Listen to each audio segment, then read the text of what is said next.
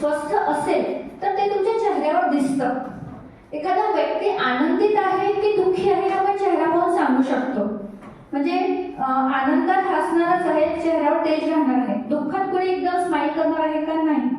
म्हणजे आपलं आतमध्ये काय सुरू आहे ते पूर्ण आपला चेहरा सांगतो.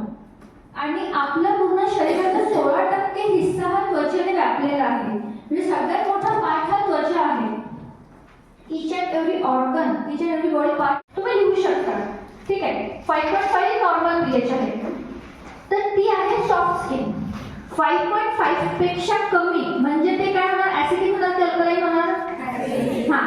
तर ऍसिडिक pH ही ऑइली स्किनची असते. Normal skin, soft skin 5.5, less than 5.5 oily skin, acidic pH. More than 5.5 काय जाणार मग? 7 च्या वर्गात आपण काय म्हणतो? अल्कलाइन. ठीक आहे. तर ती त्यामध्ये ड्राय स्किन होते. स्किनच्या pH नुसार तुम्हाला पेशंट प्रत्येकाची pH वेगळी असते. ठीक आहे. तर आता ऍसिडिक आहे, ऑइली स्किन आहे, तर त्याच्यामध्ये तुम्हाला कशी द्रव्य यूज करायला लागणार? ऑइल कमी असणार आहे.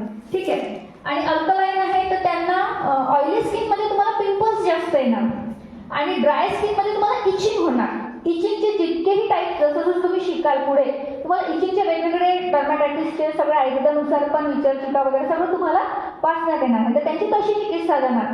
पण आज तसं होत आहे का? नाही.